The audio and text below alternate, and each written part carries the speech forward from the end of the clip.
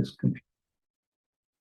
Welcome, everybody, to another episode of Authorsphere. I'm your host, Dan Alatorre, and joining me today is Megan Opava, author, and among other things. So welcome aboard. Thank you for having me. I read in your bio that you went to University of Florida. Yes, I did. So you're a Gator girl. So I'm in Florida, as probably everybody knows, but I don't think I realized that until I was reading your bio again today, and I was like, oh yeah, I should mention that. So what did you study when you were at U of F? I studied neuroscience, and I also got a minor in art. Neuroscience. So that's not something you just roll off the truck and do. No. What possessed you to study that?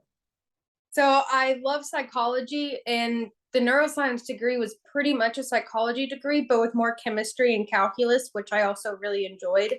Wow, real brainiac here. That's not a lot of authors get into that kind of stuff. Well, neuroscience, you have to be pretty smart for that. Authors tend to be smart. So what intrigued me, I saw your stuff on TikTok, and I thought you had a really interesting story, personal story, that you kind of took bits and pieces of and created a book with. So tell our viewers a little bit about the book, what that's about, and then we'll get into your real life experience that helped generate that.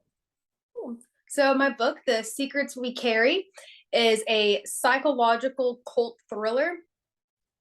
So the world starts to end, bombs and explosions go off across the cities, alarms are going off, there's huge fires, and the main character, Miranda, she gets a phone call saying to follow the plan because she had already been involved with these people. So she takes off from Southern California up into the mountains of Big Sur, into an abandoned mining cave way back into the mountains. And that's where a new society starts to form, and that's where those psychological cult elements come up. Now you really emphasized in your videos that there was the cult aspect. So and I think you probably got some questions, so you felt the need to expand on that a little bit. So that is at least in part based on your personal experiences? Yes. So in 9th grade in high school, so I was raised by my single father, and he was in the military. In 9th grade, he got orders to go serve in Afghanistan for a whole year. Wow. So then I was living in Florida at the time, and I moved in with my mom in South Carolina. There we started attending a church. It was like your regular Southern church, like anti this, anti that, still traumatic, especially to people who are those anti things. But then very soon after we started going there, this youth pastor came in, and the pastor just completely turned over and let him take over the entire church. And that's when it very quickly devolved into a cult before anybody was truly aware what was happening.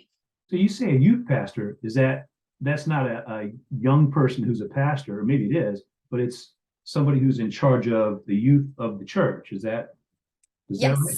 So he's in charge of the youth there. He was in his mid to late 30s, I believe. Oh, not an old guy, but he ended up taking over the whole church. He ended up taking over the Sunday sermons. I was attending that church 5 to 6 days out of the week. Well, that right there is probably different from what you were doing in Florida, huh? Yeah. And was your whole family, just everybody went basically every day to church? Yeah, it was me, my mom, my stepdad, my little brother, and my 2 little sisters. But I was the oldest. Well, I'm still the oldest. Well, sure. Yeah. Probably doesn't change. Now, you mentioned that your dad was in the military. So did you move around a lot with him? Yes, I have never lived in any one spot for more than 3 years at a time. And that was because of him being in the military. Every couple of years, they ask you to pick up and move. So by 9th grade, you were in Florida then, and of course went to your mom in South Carolina. But by 9th grade, how many different places had you lived? So I was born in Alaska, then I moved to Arkansas. So does that mean he met your mom in Alaska, or did they meet somewhere else and he took her there? They actually met in Florida. So they met in Florida. That's where they got married. And then they moved to Alaska. That's where I was born. And then I moved to Arkansas, and then I moved to Central Florida in Gainesville. And that's where they got divorced. That's also my little brother was there at the time. He was born in Arkansas.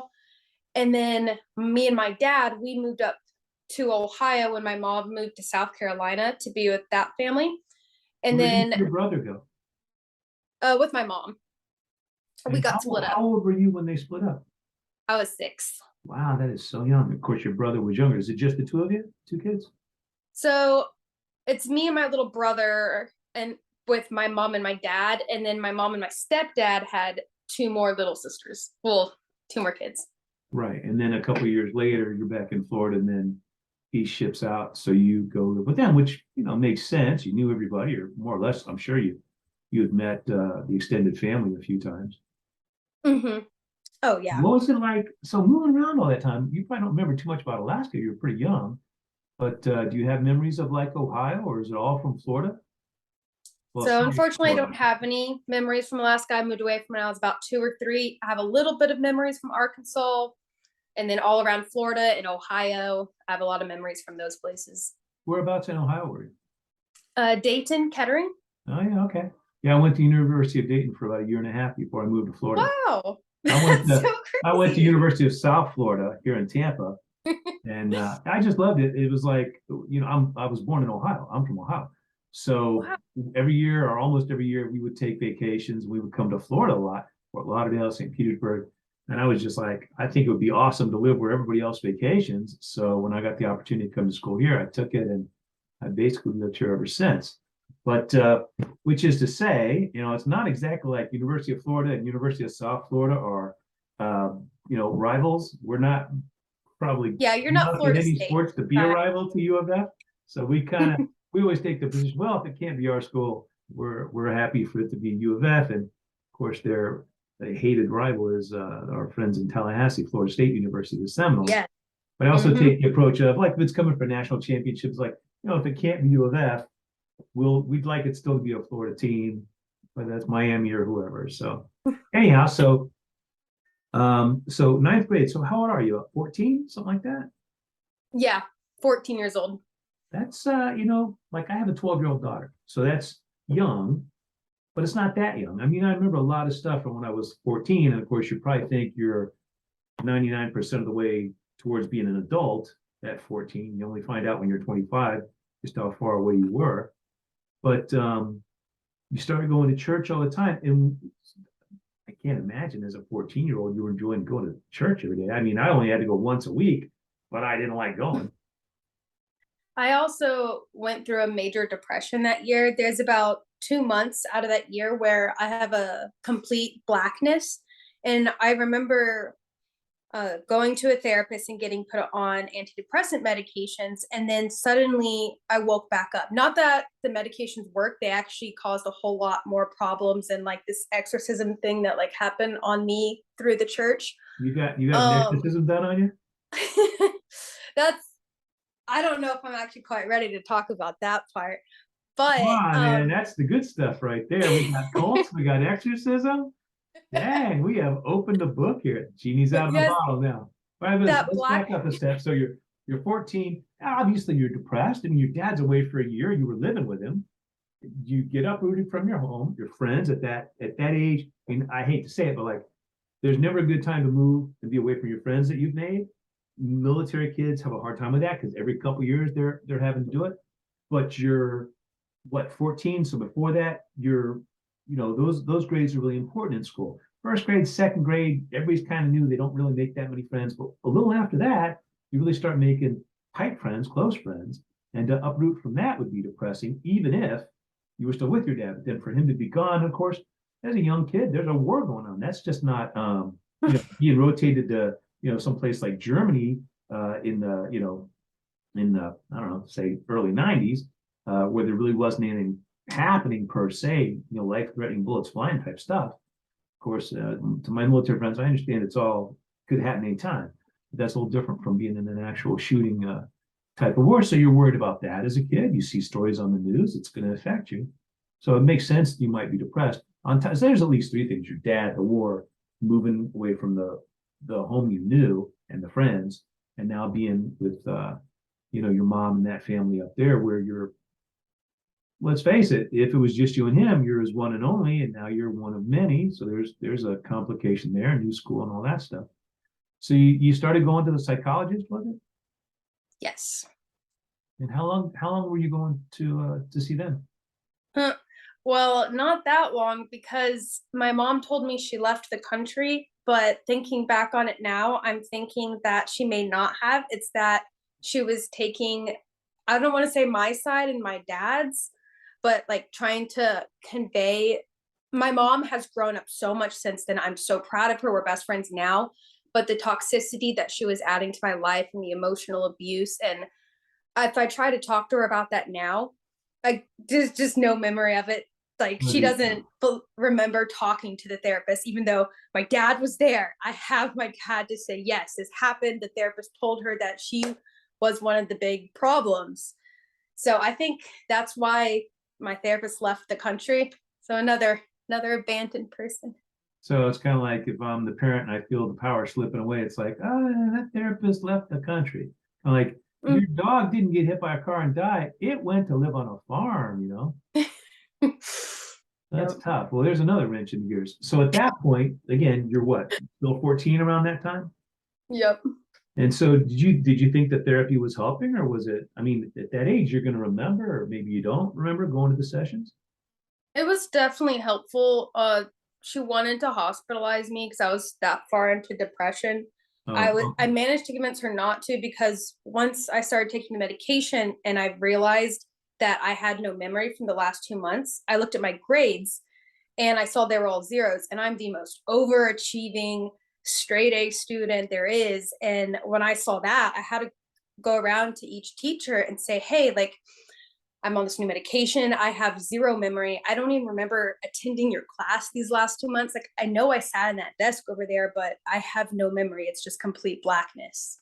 how does that work? How do you end up with no memory for 2 months or so, right? Trauma. Well, I don't want to pry too much, but what was the big traumatic events? Was it just all the things we've talked about so far just kind of were too much for 14-year-old Megan?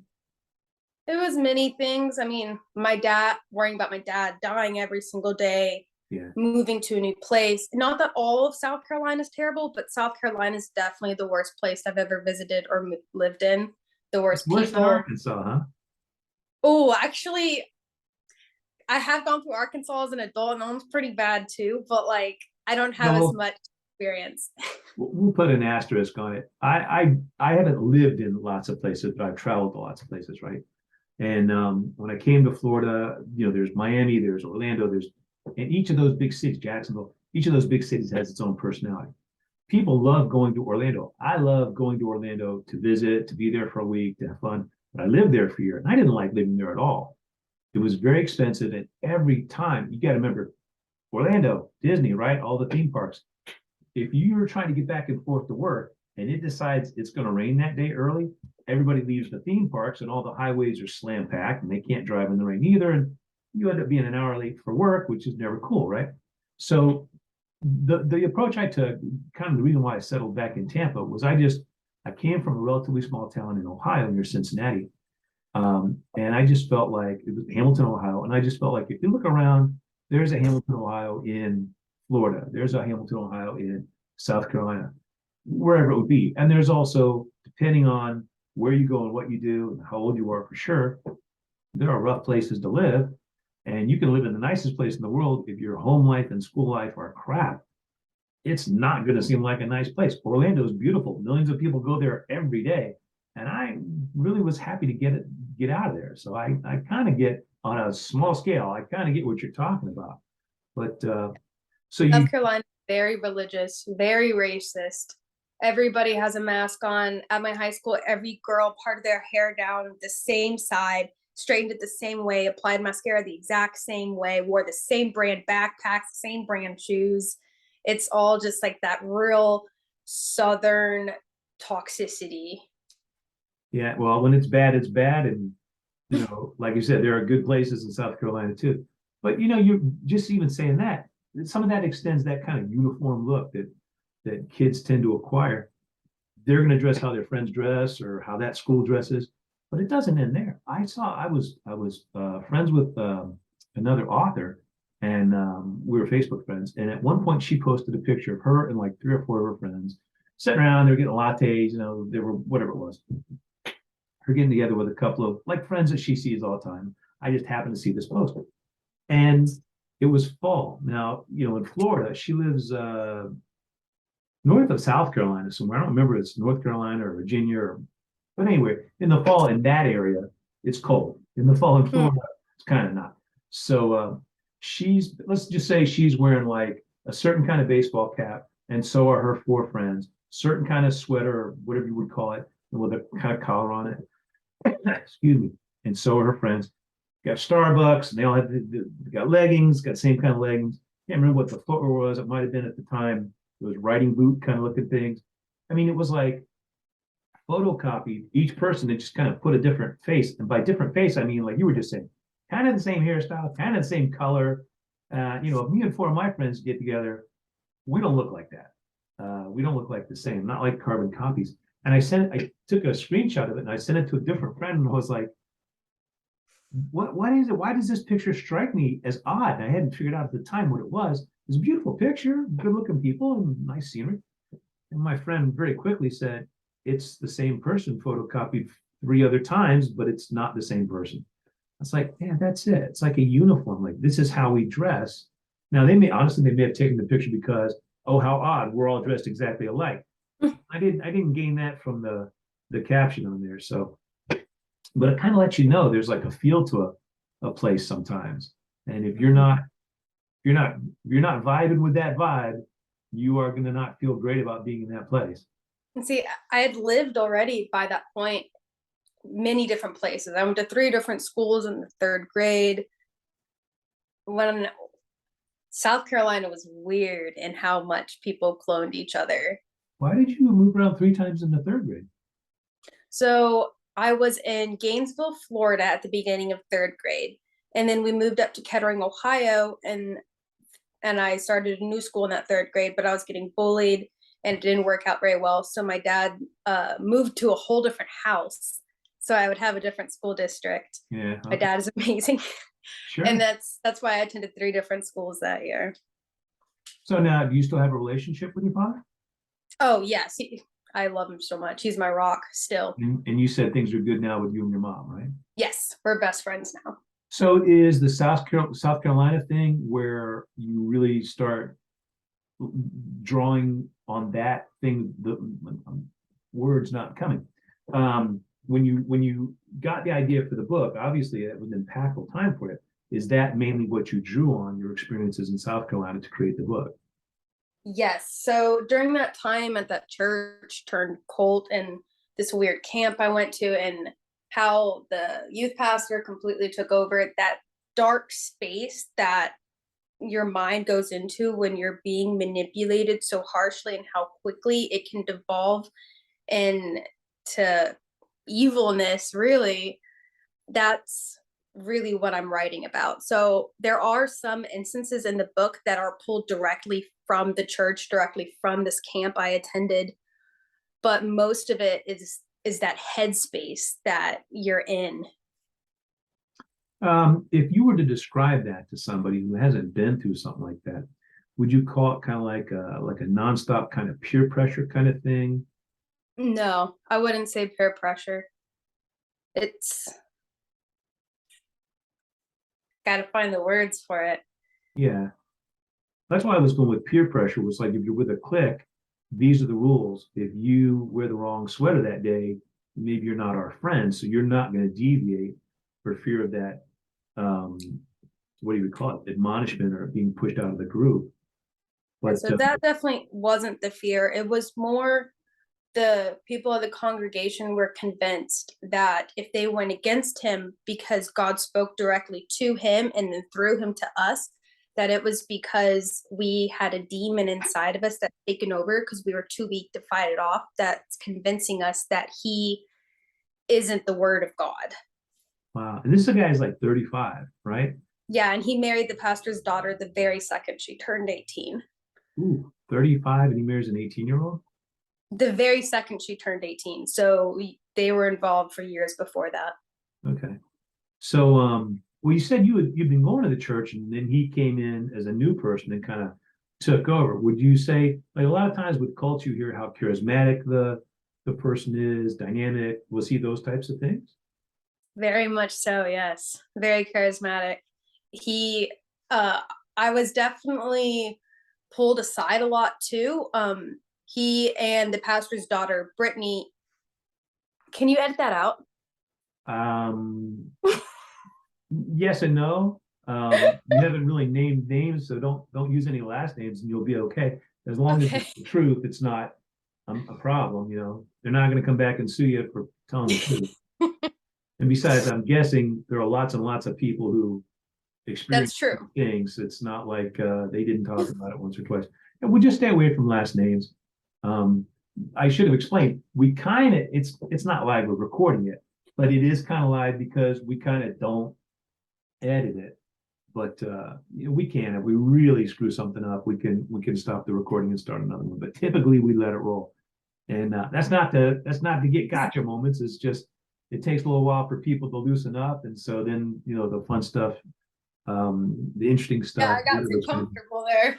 Well, don't wander into areas that are too uncomfortable. But I got to believe this whole conversation is uncomfortable. I think you're a pretty strong person to be talking about it and making the videos that you've been making. And again, it's not going to be. First of all, Brittany's a fairly common name, so That is very true, so could especially in be the anybody. South. You haven't said where in South Carolina you live. There's millions of people who live there.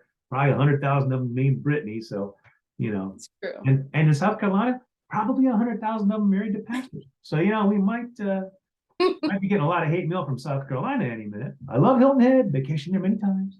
Like South Carolina, the palm tree state. I love the wilderness of Okay. South Carolina. Beautiful.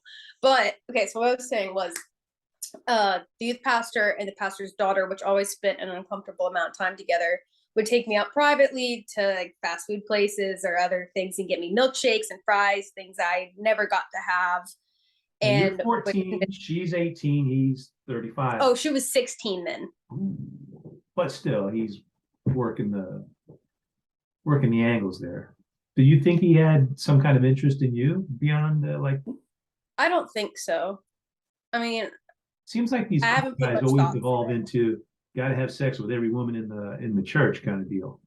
So you didn't I get don't that think so. vibe? I think he was more concentrated on grooming her, but they would always pull me aside and convince me that I was special and that if I listened to him and every word that he said and didn't question it, that I could be a very important soldier for God.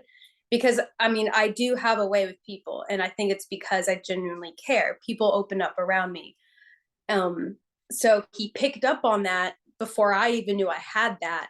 And that's where that came from. So he's Well, definitely charismatic. those are great traits. And a person in a leadership position should point out, hey, you've got a lot of charisma. People like you, you like them. That can be very important for whatever you want it to be, right? So you can see how a non-nefarious way to mentor somebody and show them, hey, you have these talents. Unfortunately, there's obviously a nefarious side to it as well. And my guess is that was kind of where that was headed. Mm-hmm. Yes. So what would have been some of the things he would have wanted you to do? I mean, basically just reinforce the message that he's the be all type of thing. Evangelicalism, basically. I know I was a child and I was manipulated by an adult, but I still feel guilty that I brought a lot of people into that abusive place. Yeah, we can always feel bad about the role we played in, that's for sure. Fair or not, right? Somebody tells you this is your special talent, you're good at recruiting. You're recruiting in what you think is a noble purpose. And it turns out you accidentally led them into the witch's cauldron. Well, you didn't know that's what you were doing, so you can't really blame yourself. But it makes sense that you might feel guilty because it happened because you were involved. The fact is, probably would have happened. It wasn't you, would have been somebody else he would have recruited to do it. So, and it's not like you put a gun to their head and said, hey, you need to do this. They had choices they could make as well. But I get it. It's a complicated, especially at that age. At 14, your brain's not wired to where it can figure that out and Right, be especially like a depressed, anxious kid, pragmatic. have several panic attacks a day, and in a very vulnerable position. Yeah, I bet. It's a lot of pressure too. I mean, you were feeling it from all sides at that point.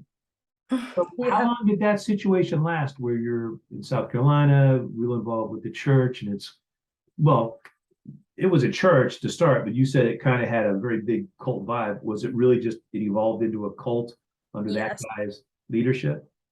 It was under his leadership.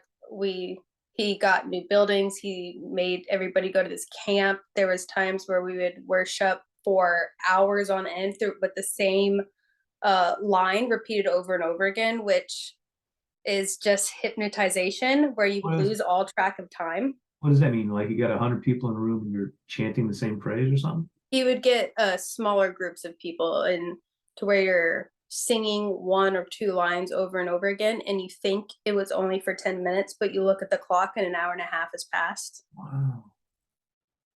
Wow. So I had no idea stuff like that could be done. That's kind of scary. Yeah. Well, we have what we call there's the time flies when you're like sit on your computer. For me, it's when I'm writing and start working on a chapter, I get an idea and I write, and I look up and it's like, oh, it's 2 hours later.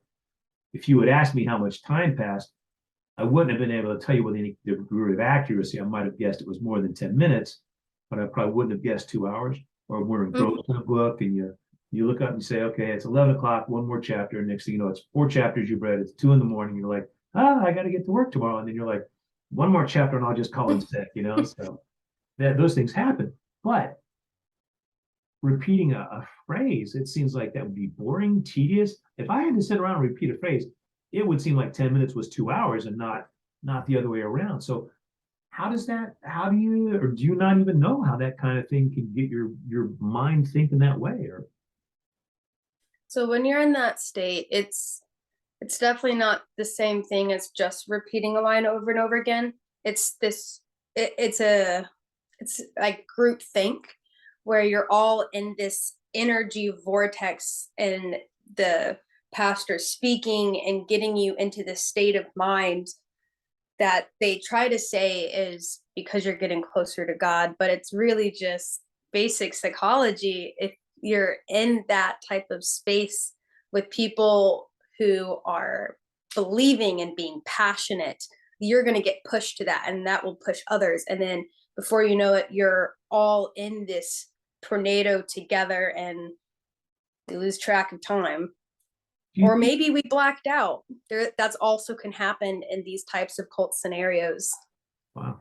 Do you think these experiences are what made you want to study what was it you studied at U of A? Neuroscience. Neuroscience. Do you think we said it was like psychology with science or chemistry or whatever, right?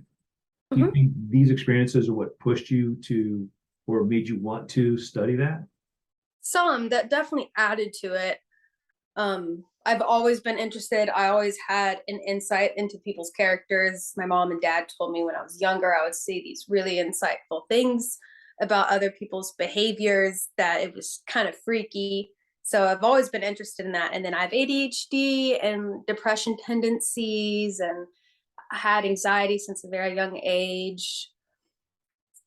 All of that made me interested in it. Yeah, I would imagine so. Um, so all right, so you're dealing with the new leader, who we haven't named, so we'll just say he's the new leader, and you're doing that for a while. How did you? I mean, you're getting sucked into the vortex, like you said. How did you get out and get on the other side? What transpired to make that happen? So the summer after ninth grade, my dad still wasn't back yet, but I needed to get out of that situation. So my grandmother came from Florida to pick me up, and Well, you said then you my dad. needed to get out. How did you know you needed to get out? I mean, I Because for a okay, while you right. didn't. For a while you didn't need to get out. For a while you wanted to keep pushing harder to be in, right? Or am I reading that? No, I wouldn't say I was trying to push harder to be in either. I just so happened it happened before I was really aware it was happening. I wasn't trying to be in it. I wanted to very much still leave South Carolina. I was depressed and anxious, and they were worried about my mental health. So my grandma came and got me. And then that came the deconstruction. So does the deconstruction happen back in Florida? Yes. So for a while, I was still very much Christian. I was on fire for God, is what the pastor would say. You cannot be lukewarm. And I was thinking back on it, and I started reading my Bible a lot more, and I started underlining and highlighting things and flipping through pages every time I'd find contradictions or things that I found immoral that God would do. And ultimately, I decided to step away from the religion because I didn't want to be a part of a God who would do the things that God did. But it took a long, long time, probably another year of healing and deconstructing. And I'm still healing from that, but I've deconstructed a long time ago. You know, it would be tricky to be, again, just a couple years older than my daughter and having adults, for lack of better phrasing, messing with you to that extent and think you're going to come out the other side unscathed and like, okay, just because I got away from it doesn't mean I'm okay again. It's like, oh, the house is on fire. I got out of the burning house. I'm safe. And it doesn't really work like that. It's like, do you still have like nightmares or any kind of post-traumatic stress stuff from that? Not anymore. I did a lot of healing, lot of work on myself, very intense work. I don't have any of those issues anymore, but I would say that I'm still somewhat in denial on just how bad things were, because I'll still make jokes about things that happened and realize that nobody's laughing with me. Well, that's one way of coping with things, is like, hey, this happened and we joke about it. It's like recognizing the pain of the moment. You can laugh or you can cry, and laughing is appropriate sometimes. Crying's not. Or like, I'm like, it really wasn't that bad, and everyone is like, no, like an adult giving you a bag of blood with a nail in it and screaming and all this, like, and like videos and images of Jesus being tortured is not normal. I'm like, oh, it's definitely. Well, I mean, I knew it wasn't normal. I mean, we didn't deal with that a lot at St. Stephen's, but I can't say some of those Baptists, they get a little wild, not with drinking and dancing, but some of that other stuff. Or where do they do the snake stuff? Is that in South Carolina, where they hold up a snake and say, if God wants you to live, the snake won't bite you, but if the snake bites you, God wanted you to die, kind of thing? Maybe that's in Texas or something. That one wasn't at my church. Yeah. No, I didn't mean that. I just meant, there are some religions that get very intense with God's will and stuff. We were a little more laid back as Catholics, at least, in Ohio where I went. I went to a Catholic school, so we were around the religion 24/7, all from first grade through. I went to a Catholic high school, and University of Dayton is a Catholic college. So I definitely got my church ingrained in me, but I was pretty. I mean, if my mom didn't make me go to church on Sunday, I wouldn't have wanted to go. I wouldn't have gone. And when I got on my own, I didn't really go. So that's not unusual for a lot of Catholics. But anyway, so your grandma comes and rescues you, and what did you call it? The deconstruction phase? Deconstruction of Christianity, yes. What is that? What's involved in that? That's where you take the trauma from your church, or everyone has different varying levels. Everybody reacts to it differently. So it's different for each person, but where you start to learn more, you study more, you study the religion, the Bible, and you realize that what I was taught is not the truth. Like, there's amazing Christians out there, and it's just, I was taught incorrectly. And not saying that Christianity is true. I'm not saying it's not true. I don't want to make anybody mad. We're a little past that, I think. We've got some people going to be writing us some letters, but that's all right. You're probably used to that on TikTok anyway. Don't people lash out a little bit here and there from stuff you say, or not yet? Yes, that is true. I gotta be honest. If you want to go viral, you just get on TikTok and rant and rave about religion. It'll catch on somewhere. Not in a good way, I'm saying, but I know it's not to be tempting. mean. Just if you're speaking from the heart and it is going to offend, a lot of people, I'm not saying you should do it. I'm not saying you shouldn't do it. I'm just saying those types of things, taking a position as unpopular as that may be, will definitely get noticed. Like that recent TikToker that went viral for getting really angry about something. I don't know. I'm just not that angry of a person. Yeah. And I know that's That's the way probably to better do it. anyway, you know? I know it would make me viral and it would sell my book, and hopefully therefore I could help a lot more people, because the goal of my book Yeah. is to help people see things, because I don't say it's Christianity, and it's not Christianity. It's all religion, it's all control, it's all manipulation. Almost everyone has dealt with their form of it. But I don't know. I just don't know if I can do that. I feel like it'd be like whoring myself out. But then sometimes whoring yourself out is a good thing. I support other people who do it. So then why can't I do it myself? So it all depends on how you view it, right? If you are waging a battle for a noble cause and a noble result, you can convince yourself that what you're doing is right. But you shouldn't convince yourself that anything you would do to further that cause is right. You have to be comfortable with what choice, and am I hurting more than I'm helping? You could take a cult that like Jim Jones, okay? Right? You could probably pick that one apart left and right, and nobody's going to come to their defense, because after the fact, they're all dead. We can pretty much guess that one wasn't a good one. Religious, Yeah. if you want to say it was religious or a cult or whatever, whatever it was, it didn't go how things should have gone. Little children drinking Kool-Aid, dying in their mother's arms, probably not the best way to go. All right. But that's hindsight, right? So all you're trying to do is say, before Jim takes you to that special island and you'll end up killing yourselves, maybe here's some things to consider.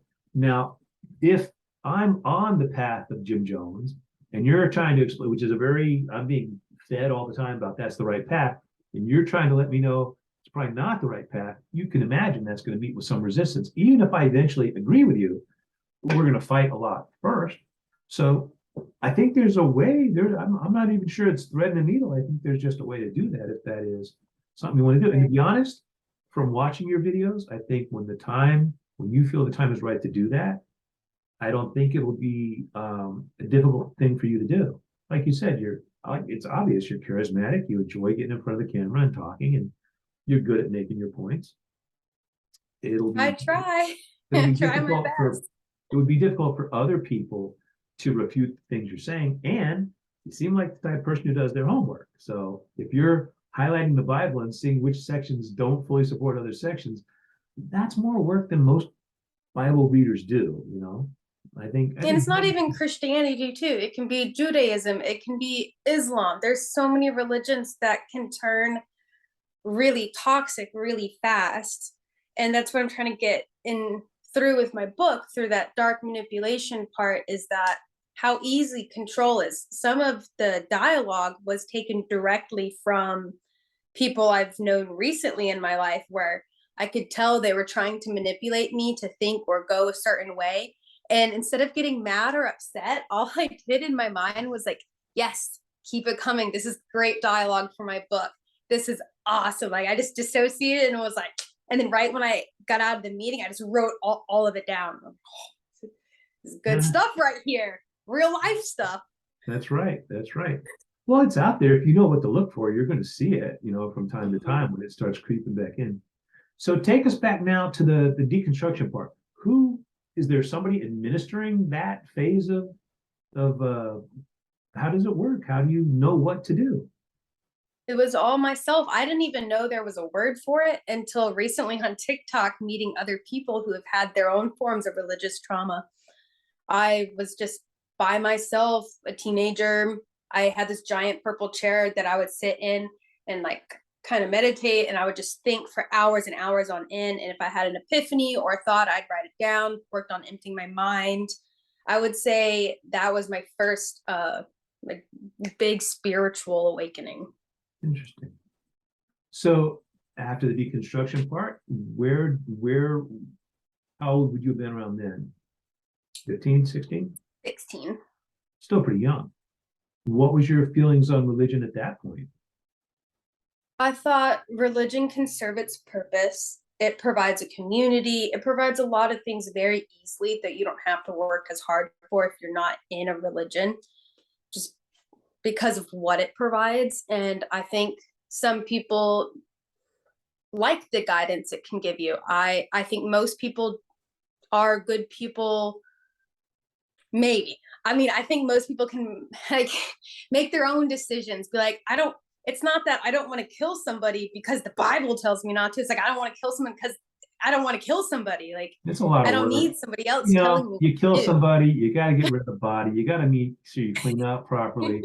Bleach is nowhere near as effective as people say. It's a lot of work. It's just easier to stage a car accident. Trust me. And not so I've heard. So you've heard. So I've heard. So you do your deconstruction. You're like 16 now. I think you're right. Most people, let's put it this way. There was a podcaster who said, one of the numerous benefits to going to church, one of which is it's not a bad idea for an hour a week to realize you're not the most important thing in the world, that there are things more important than you.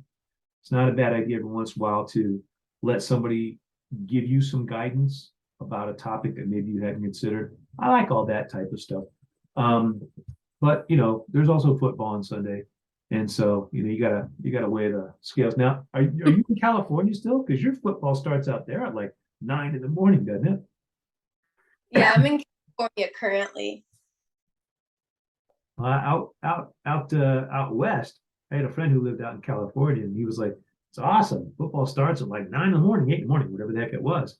He goes, "You're waking up in bed. And there's already NFL football." And I was like, "Yeah, over here it doesn't start till about 1, right, on the East Coast." So I have to imagine that since that's right away when all the churching happens, that would probably cut into religious participation deeply if we had football so early in the morning over here. Yeah, it wouldn't have worked at all. You went to U of F. It wouldn't have worked at all on a Saturday. It's like we got college football we got to go to. Yep. Church can wait till tomorrow. I gotta do my sinning tonight so I can get a little bit of religion tomorrow and get me cleaned back up. So where do you go after that stint? You're down here with grandma. What happens next? Oh, so my dad came back about 2 weeks after my grandma got me. They just wanted to get me back down to Florida earlier. Yeah. Well, hey, if you're in trouble, you don't wait, right? Yeah. So he was done with his tour of duty? Mm-hmm. Came back safe.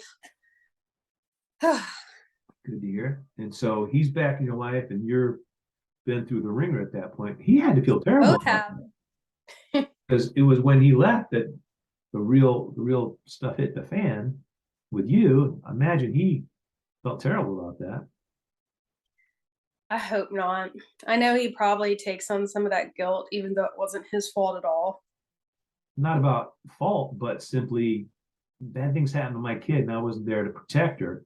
It's like I tell my daughter, my job is to protect you until you're old enough to protect yourself. Whether that's at age 12 or 16 or 18 is going to depend largely on her, but it doesn't come overnight with a magic fairy wand. It's sometimes inches, sometimes 2 inches forward, sometimes 3 inches backwards, or whatever that phrase is, 1 step forward, 2 steps back, or 2 steps forward, 1 step back. I think that's what it is. Eventually it's forward progress.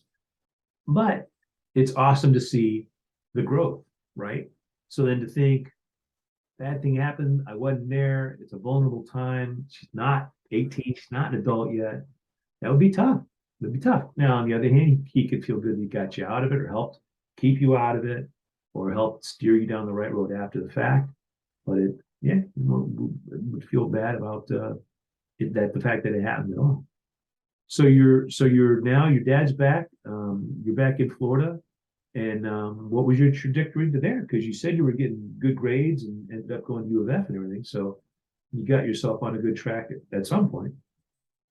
Yes, got myself back on it, got myself back into dance because one of the things in ninth grade, I got dance taken away. I would get my music taken away. And thank God I had the sweetest boyfriend at that time that when my mom would take my phone away for no reason at all, like I'm telling you, it's really no reason. Like I can say this because like my dad didn't do that. So I can say it. It's not just me being a child.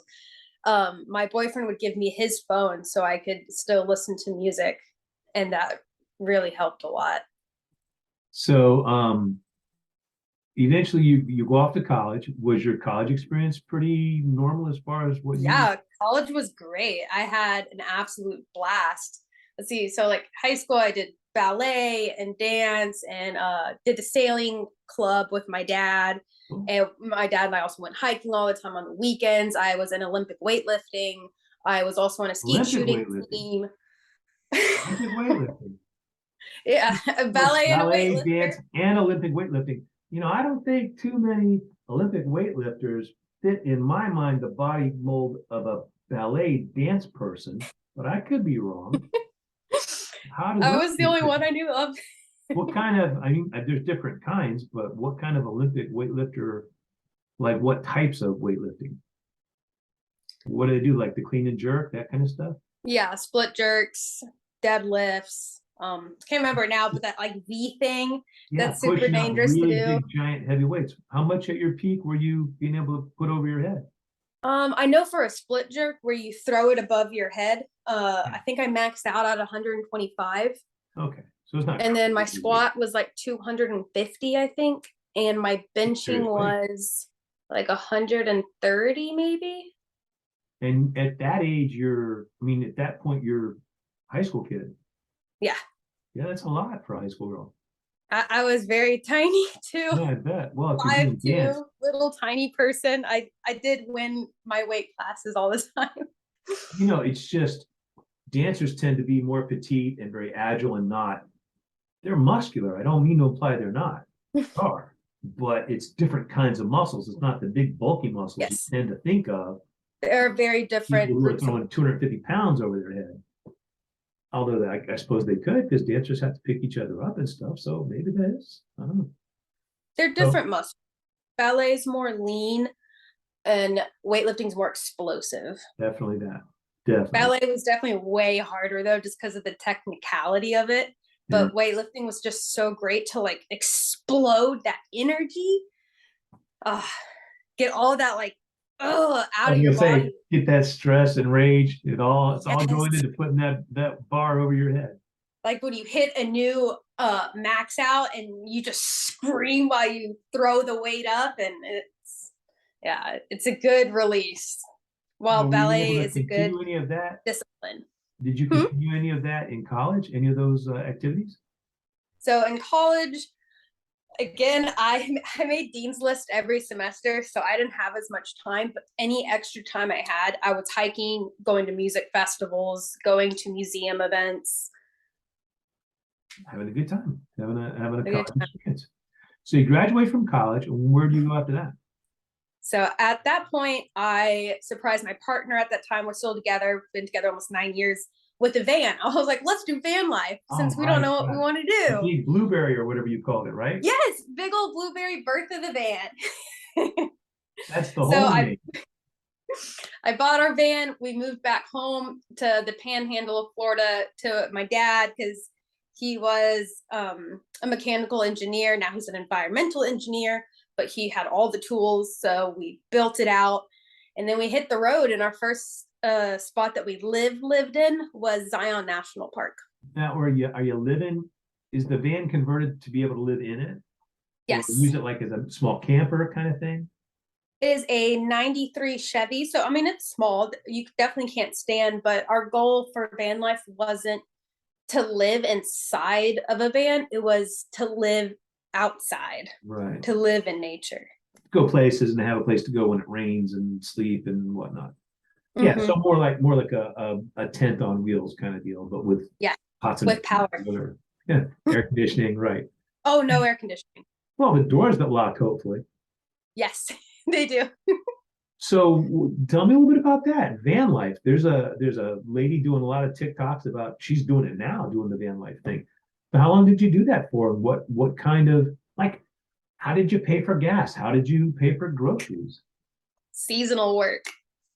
So our first job was in Zion National Park, and they give you free housing.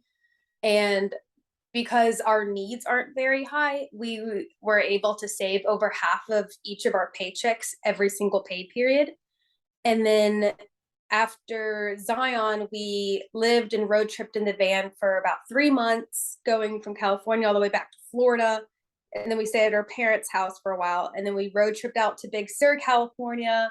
We just finished a 10-month long stint living in the van just recently. Well, again, it's not living in the van, it's letting the van be the roof over your head at night and get you from point A to point B. And then what activities you mentioned that you would do seasonal work. If you're at Zion National Park, what's the seasonal work you're doing there? So at Zion, I was a camp tender, which was a combination of customer service and maintenance. And one of my main duties was building the nightly fires and getting the s'mores ready, building trails, all that fun Building a stuff. trail. Wow. So there's some hard work involved in that. Yes, a lot of labor, but I love labor. Did it pay well? I mean, we were able to save over half of our paychecks, but that's also because we had free housing. Yeah. They fed us a bunch. Our needs aren't high. Not at the time, huh? So you travel back to Florida, then you go back out to California, and you just it for somebody who's got car payments and mortgages and credit cards and blah blah blah, it doesn't seem like you can just pick up and take off and exist for 10 months not knowing where the next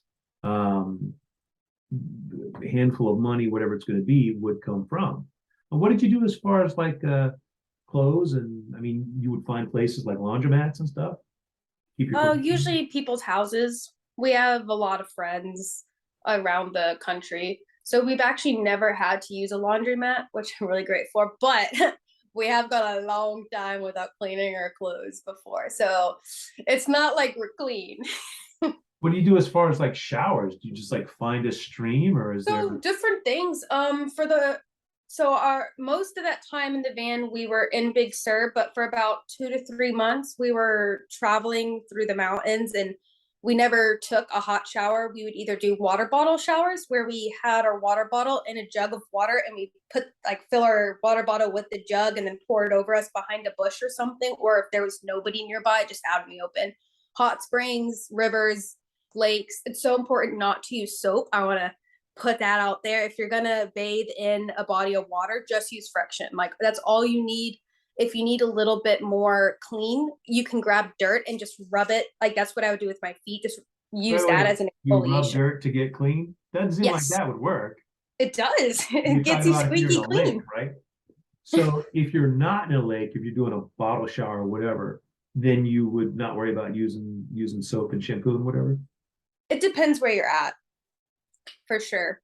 Um, Oh, I just didn't clean my hair during that time. I just put it up in a bun.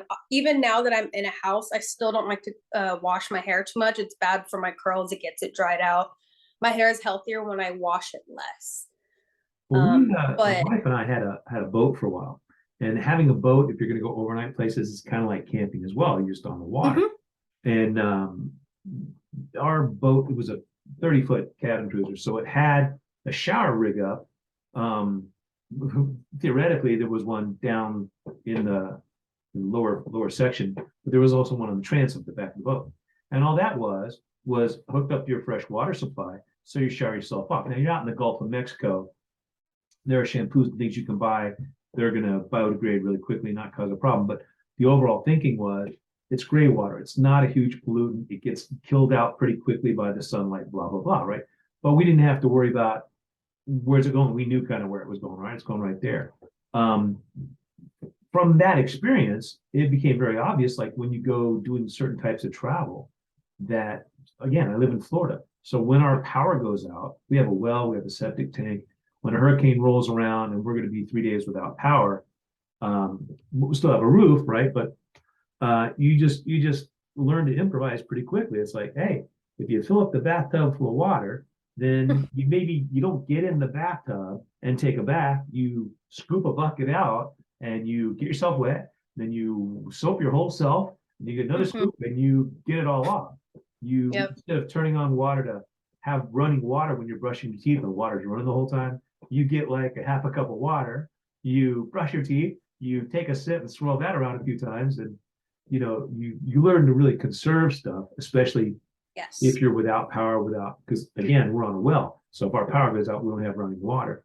But we put in a swimming pool, so it's like, well, we got whatever it is, 20,000 gallons of water, chlorinated water, but you can flush toilets with that. You can do a lot of things with it. And worst case scenario, you can jump in there and take quite a few baths, because eventually power is going to come on and the filter is going to clear all that stuff out. But a little different if you're taking a 5-gallon bottle of water and using it in increments to get yourself showered or whatever. Oh, we wouldn't use all the 5 gallons. I would use less than a No, I would gallon, imagine not. Yeah, less you than got to one. conserve it. So that's a pretty adventurous lifestyle. That's a very few people in the overall percentages do something like that, like less than 1%, I'm sure, do things like that and do it for extended periods like you. Lots of people go camping, not a 10-month camping trip, which is basically what kind of like what you're describing. You did that multiple times over numerous years, right? Mm-hmm. Yes. You said, is that so that's still something you keep doing? Yes. So currently we are in a city because my partner is pursuing his music career, but eventually he'll start touring and eventually we'll start doing seasonal work again. And no matter where we're at this summer for my own health, I'm going to at least leave for about 2 months. I can't be away from him that long, to like Montana or Colorado, go clean up some horse shit or something in the middle of nowhere. Like that sounds like heaven to me. So you like the outdoors. What is it about it you like? Is it the quiet, the vastness of nature? What is it that strikes so deeply with you? It is, it's inspiring, it's stillness, it's life. Um, it's where I feel the happiest and the most natural. Like when Have you I'm ever thought in the about middle of why? nowhere. Hmm? Have you ever thought about why? Like you said, inspiring. Have you ever thought about why you find it inspiring? You're not alone in that. Most people do. That's why they go to the ocean and look at the big vast ocean, or go to the Grand Canyon and look at the big vast Grand Canyon, or sleep under the I've stars. hiked the whole Grand Canyon. Yeah. Or looking up at a big starry sky when there's no artificial light around to take away from just how many stars are up there. What do you think it is about that that you find inspiring? I don't know. It's there's so much beauty that happens naturally. It's so beyond me. Um, I'm just this small person, but it's not that I am insignificant. I'm a part of the cycle. I'm a part of the animals and the trees and the plants and the wind. And all together, we form this nice cycle. I think too often humans like to pretend that they're outside of the animal cycle Yeah. and that we're separate from it, but we're in it together and we can help improve it. We can try to separate ourselves and destroy it, but we're all in this together, and that movement and that life and how things are naturally on this planet is really moving. It's like that teeter-totter thing. Well, first of all, I think the more big city life you have experience or is a constant in your life, the more detached from the nature of thing you are. I guess that just kind of makes sense. To me, it's like the teeter-totter of how insignificant am I in the grand scheme of things versus how big and amazing some of these things are that I'm on the planet with. You stand on the edge of the ocean with your feet in the sand, and you're just looking out at infinity or up at a starry sky, and you're like, years of spacecraft travel, and I would never get to those points. And here I am looking at them, and they're looking at me from their thing. And it's just it lets you know it's less about letting you know how small you are, but you are Mm-hmm. small in comparison to how big and amazing. It's all inspiring, and it's like you sit there and say, "Wow, this there's so big. There's so much to this stuff." That's kind of what strikes it for me. And you're eloquent a lot in your words. Would you say that played a big role in your book? Do Yeah, people who have read it say, it strikes a chord, they feel in sync with it? nature is a very strong theme in the book. um Try not to give too much away, but it Don't give yeah anything it away. They got to read your book, nature but nature's almost its own character. And the book I have coming out in March, I would say nature is one of the main characters in that book. we'll tell us a little bit about that one because March is coming on quickly, right? Is so that one is based in Big Sur as well, but really in Big Sur. So like this one is based inside of a cave in a confined space. But this one, Post-apocalyptic, and they're in like a bunker kind of thing. yes, And that's where in the the cult past. kind of starts to happen. So, and the new one now is what? So this one is in the vastness of Big Sur. It's kind of like a Western, kind of like a historical fiction book. I learned a lot of the folklore of the area. I went to old library archives. I got old photos. I hiked around with some of the older locals that have been there. I mean, they're 60, 70 years old and they're still kicking it. They're still hiking. And also bushwhacking through poison oak, twice as tall as me, to get to abandoned structures and abandoned mining equipment. And I didn't know it was there. I just kind of let my body lead me, and I look at the land and I see how it dips and curves, and then I point and it's like, okay, I need to get there. And I just bushwhack through, and that's learning about the land. Yeah. And yeah. Like those old miners, they would look at the stream and they'd say, well, the gold is there. The guy with them would be like, how do you know? He's like, they just wouldn't be able to articulate how they know, but it's based on, well, this curve, that curve, this dip, that valley. You just There's a know. slope there. It should be here. They can't explain all that stuff. So you're out there. You can plot me in the middle of nowhere and I can get myself out. You have a pretty good sense of direction? For nature. When it comes to cities, no, I can't. But put me in the middle of nowhere mountains. I didn't even have to have been there before. And I will feel comfortable. I'll get water, I'll get out. Well, that's cool. My wife jokes that I don't have a good sense of direction at all. I use the GPS for everything just because I like to know how long it's going to take me to get there. But it's also my big crutch because it's like I use the excuse that where I grew up, when I went to college, you're only driving for a short period of time between when you start driving and when you go to college, right? So as you're a kid, you're being driven around. I wasn't paying attention where any of the streets were. We'd go ride our bikes. We know how to get to different places on our bikes, but it's not like I went, on 20-mile bike rides to places that you do in a car.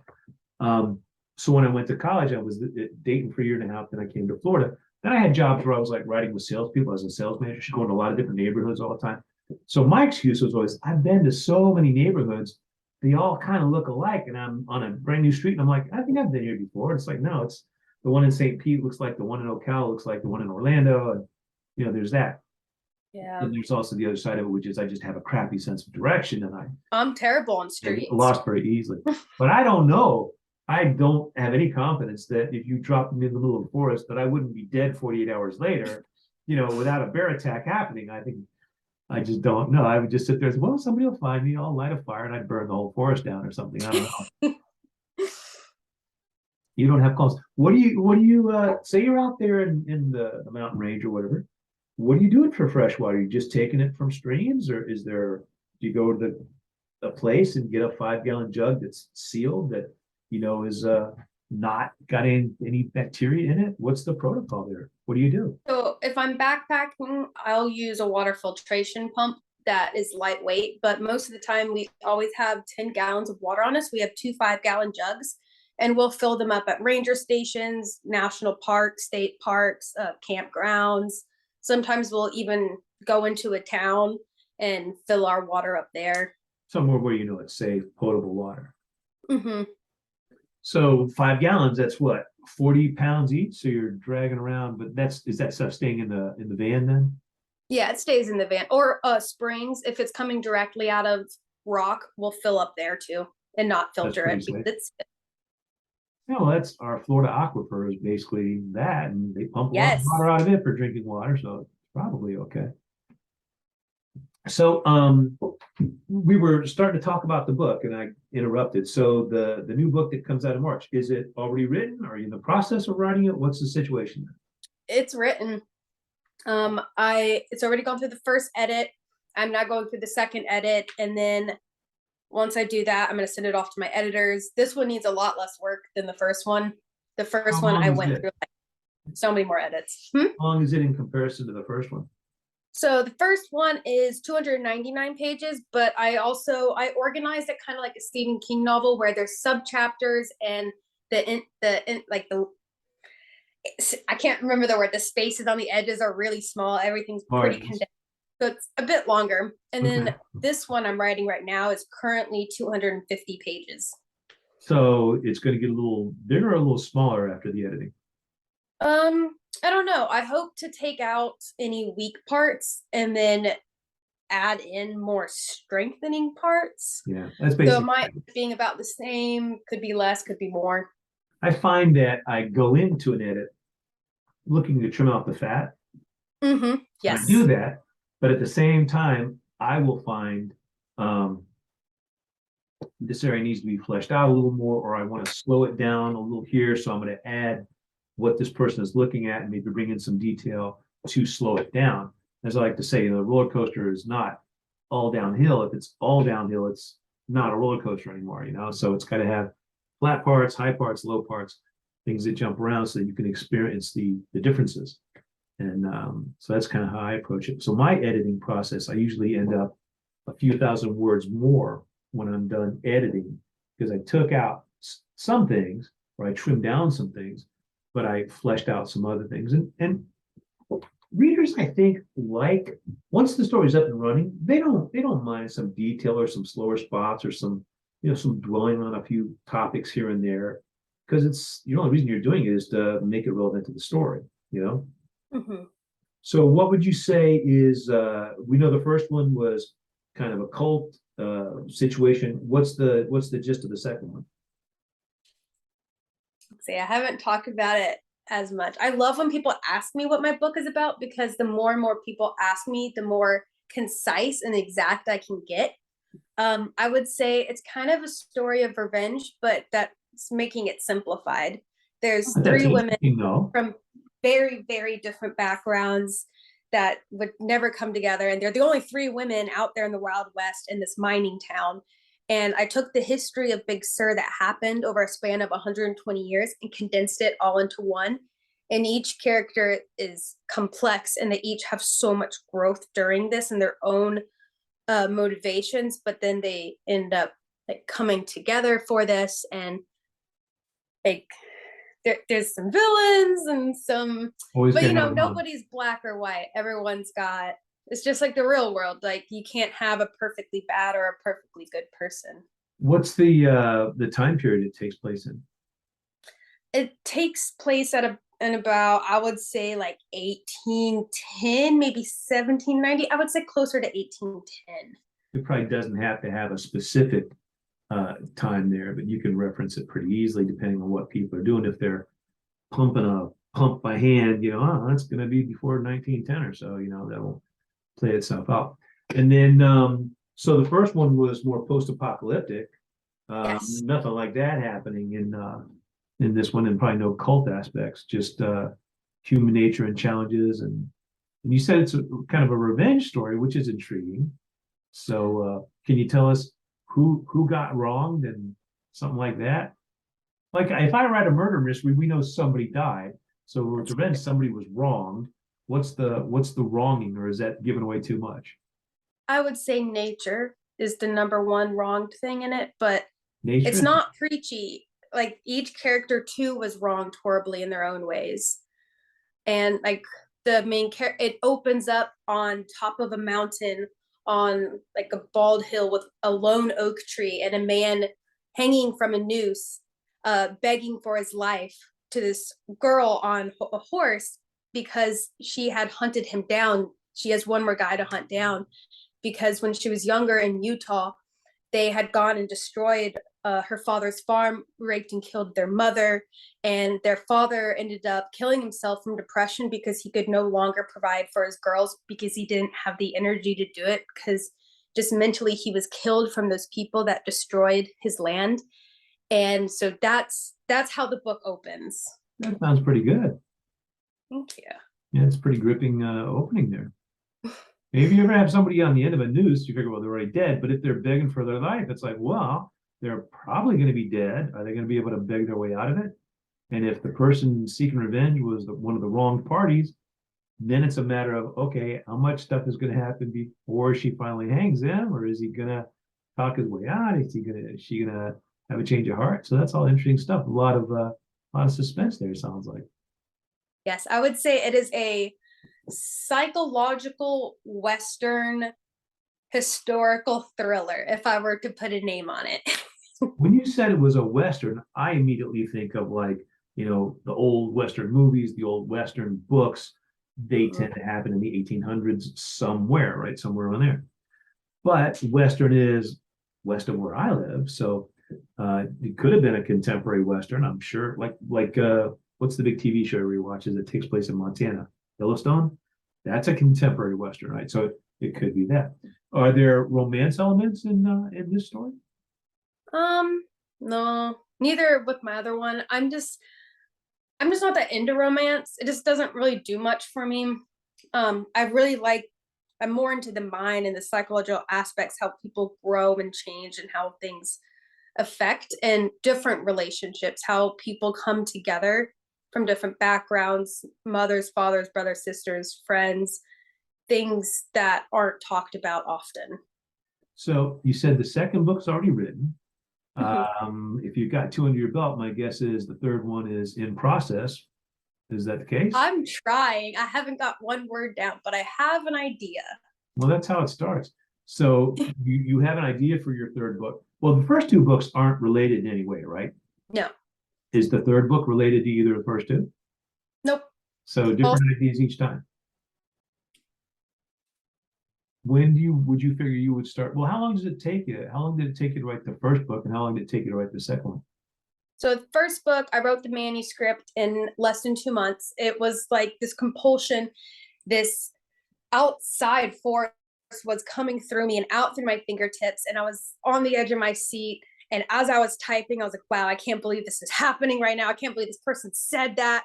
And like, I'm like typing as fast as I'm thinking and also like being surprised at the same time. And it felt like I needed to put it out. Like it was electricity coming out of my fingers.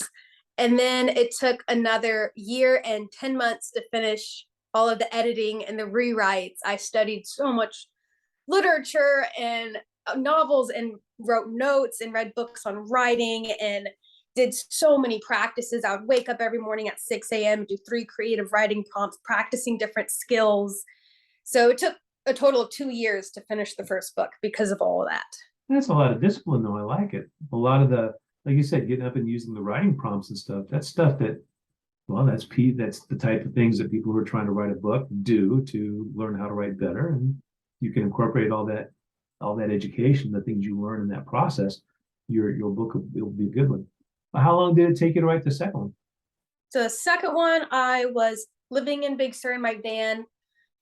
I would say the manuscript took me maybe 2 months, maybe a little bit longer than 2 months. Once I start writing, I can't stop. I'm putting in 12-hour days. I'm not eating, I'm not sleeping. You're not Um, writing for 12 hours. If you're in Big Sur, this is while you're working too? for when I wrote the first book, I was working at a resort, but then when I wrote the second book, I was doing nothing else but writing and studying literature and doing creative writing prompts, which I like the prompts too because there's no pressure to be good, or so you can practice different methods. So for the Western, my daily schedule would look like I would wake up at 6 a.m. or a little earlier, depending on when the sun rose, because I wanted to watch it. And it was cold. It was so cold because it was the winter and I was living in a van. There's no heat. So I would pull my Reflectix out of the window so I could watch the sunrise, put like 5 blankets over me, and I would write 3 small writing prompts. They weren't that big, like maybe this much paper and like writing really tiny. You're not on a And computer then either. You're after writing that, by hand. You're not what'd you using a say? computer. You're just writing by hand. For the writing prompts, but Oh, not the okay. book. Okay. So after the writing prompts, I'd get up, I'd brush my teeth, I would make some breakfast. Usually my favorite breakfast is ramen with 2 gigantic handfuls of kale or spinach.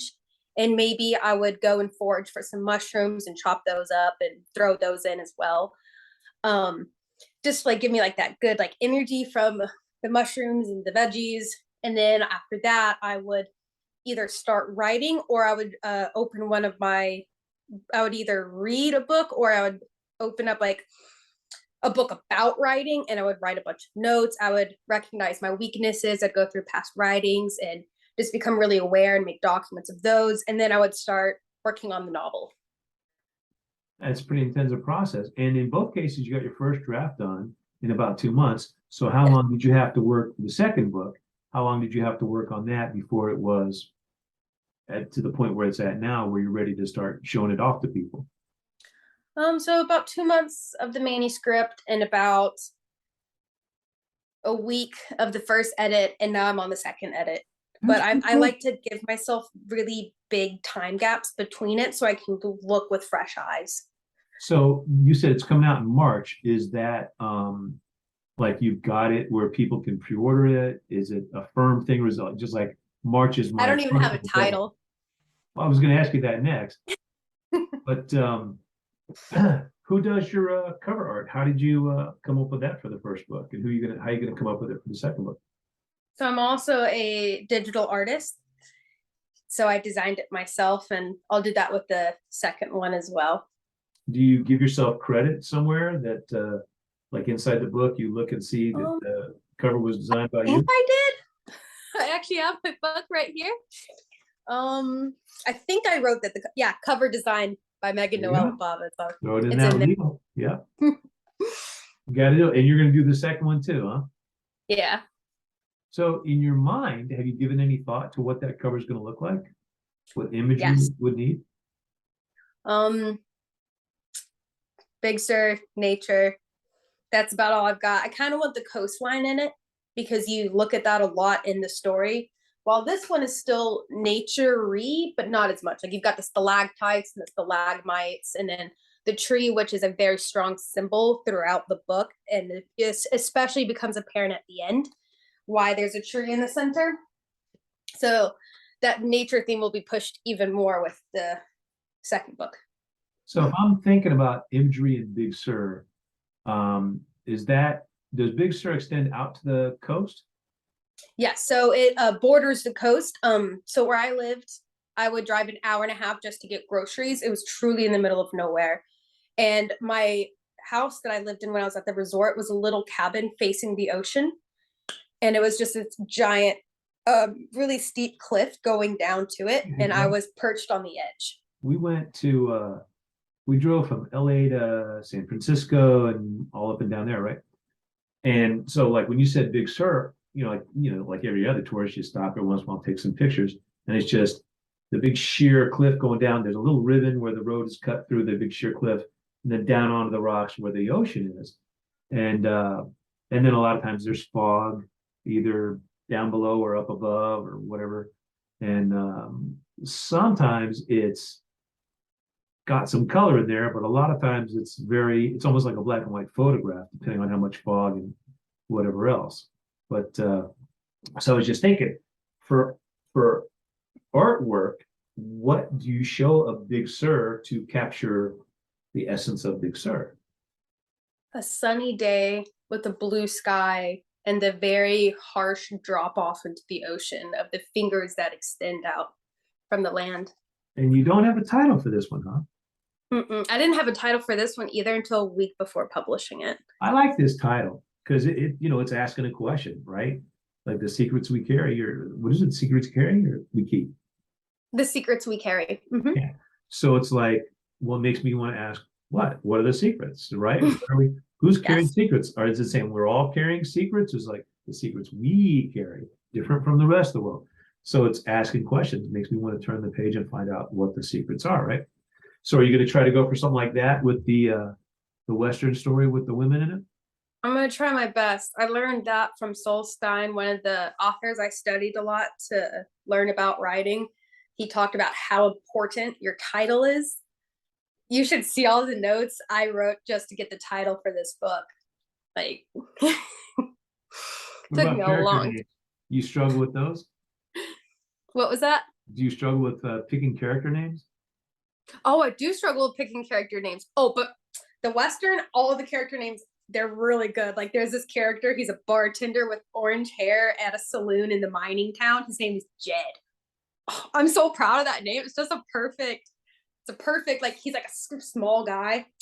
Jed. I don't think readers appreciate how much time and effort go into figuring out character names that aren't boring. They're so hard. Coming up with titles that make any kind of sense at all.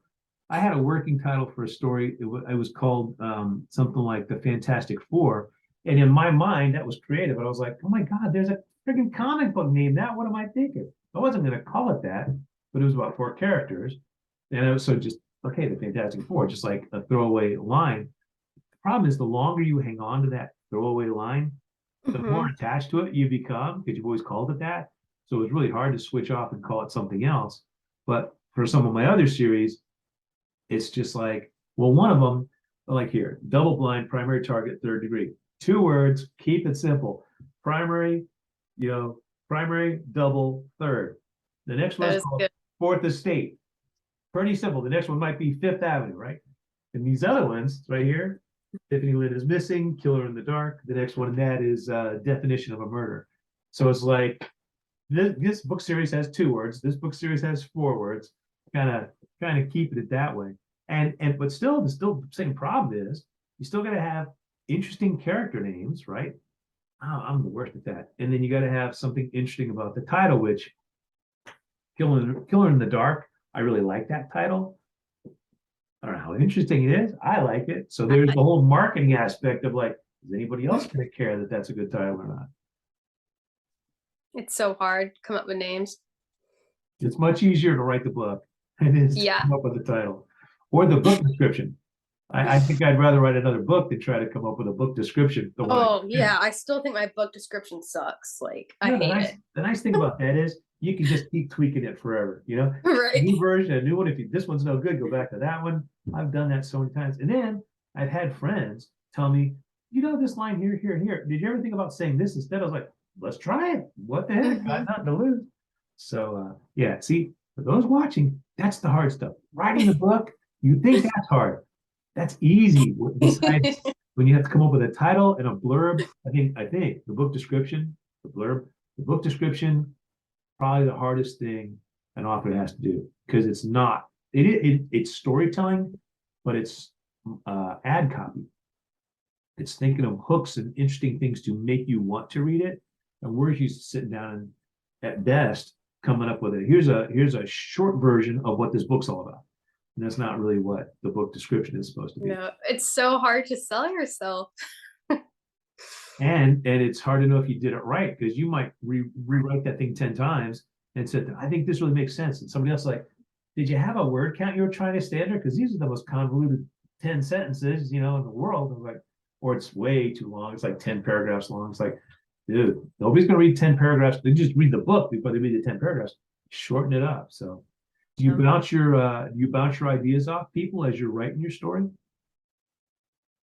As I'm writing the story, no, I don't talk to any outside sources. I just concentrate on getting that first draft out.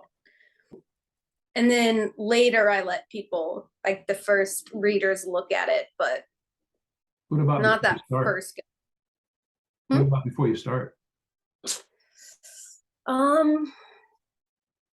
Kind of. I mean, the first book, I knew I wanted to write about my experience. And I also knew that there was this, I went to this one music festival I went to, Flying Lotus was playing, and they have this one song that is about this big wildfire happening, and it's like the yellow phone on the wall started ringing, and it's like this like really like deathly sounding anxiety provoking song, and then before like the bass drops and it actually gets to the music part, it goes, fire is coming, which you'll see on my second page, that like fire is coming. And I was like, damn, I need to turn this into a story. So that's what I did. I started with the first line of that song, and then it just poured out from there. It's funny. How long would you say you think about the book you're going to write before you sit down and start to write it? Is most of your planning it out and what this idea is going to be, what the story is going to be, is that all mental and it just works on you for a while and you're like, okay, the dam is ready to burst? Or do you? Yes, that's perfect description. Yeah, the dam is bursting. I keep thinking about it and thinking about it. Like when I first heard that song live was a year before I wrote the book. So you thought about it for a year. So you could say it takes you a year and 2 months to write a book, 2 months of writing and a year of thinking about it. And then another 2 years of editing. Man, well, hopefully not 2 years this time, right? Right. I tell people about 90% of writing is thinking. It sounds crazy. Like we've all seen the meme of I wrote a sentence, I rewrote it 10 times, finally had it polished perfect, woke up the next day and said it was crap and deleted it. And I'm not like that. But what I do is I write something and I look at it as like, it should say this instead of that. And I'll redo that paragraph and maybe tweak it again 1 or 2 times before I move on to the next one. And it sounds like a really slow and painstaking process, but it's like, I don't know, you're in the moment. It's like, I didn't say exactly what I wanted to say. I got the idea out. I know what it means. Oops. Sorry about that. I got the idea out. I got it captured on the page or on the computer or whatever, but I know what it means. An impartial third party coming to that won't know what it's supposed to mean, or it doesn't say to them what it's supposed to say. I got to take them from point A to point B so that they are experiencing and feeling what I'm experiencing, feeling what I want the reader to be experiencing and feeling at that point in the story or whatever. And that's where a lot of the rewrite comes. And then after you're done writing it, get your first draft done, do you take any time away from it, or do you immediately start working on it again with the edits? Yes, I like to go away from it for 2 months. 2 months, that's a lot of discipline. You don't It's hard. 2 months? That was Stephen King's advice. It's great advice. I'm not that patient. I will not look at it. If I'm lucky, I'll go 30 days. And I think if most people would say, yeah, I don't look at it, but they're still peeking at it, they're still looking for a misplaced comma. I found the best experience when you're done with it. You're not done with it, but when you're done with that part of it, walk away from it, because you come back like a reader. Now you're reading it instead of writing it, and you'll see things that don't work, and you'll see run-on sentences or descriptions that are boring or places you want to skip over. It's really helpful. Well, that's a really good disciplined process. That's what you used for the first book? Mm-hmm. Yes. That's awesome. Most people can't do that. 2 months, that's a lot. But most people can't do that, but it's really good to do. And then you review it, then you're to send it out to some people and then figure out what of their comments to incorporate. And how many more times do you think you'll go through it before it's ready to release? For the Western, I don't think too many times. It's really good. I just started re-editing it, and I think I went away from it for 4 months, maybe 3 months. And rereading it now, I'm kind of intimidated by my own writing. I was like, good way, though, right? There's no way I can, like, I'm saying, I felt as if I could never write something that good again. Well, obviously you can. You already did. I hope. So let me ask you. So people don't understand this either. I'm literally editing a book that I wrote a while ago. Let's just say that. And there are parts where it's supposed to be dramatic, and you're supposed to be feeling it's a romance. So I don't really write romances, but there are like some romantic subplots in my stories usually. Well, this one was a full-on romance, but it's a heartbreaking romance. At the end, Ooh. these lovers are not going to be together, and they both understand why, and it just can't be. Then they have to split up. And the part I'm at right now is where the female is realizing, the female main character is realizing, I'm not going to be able to stay with this guy. It's us staying together turns out to be bad for a multitude of reasons. And she's coming to grips with that. But then she's like, but I'm here with him now. Why can I just enjoy this, even knowing it'd be like saying, this person has an arranged marriage. They're going to get married.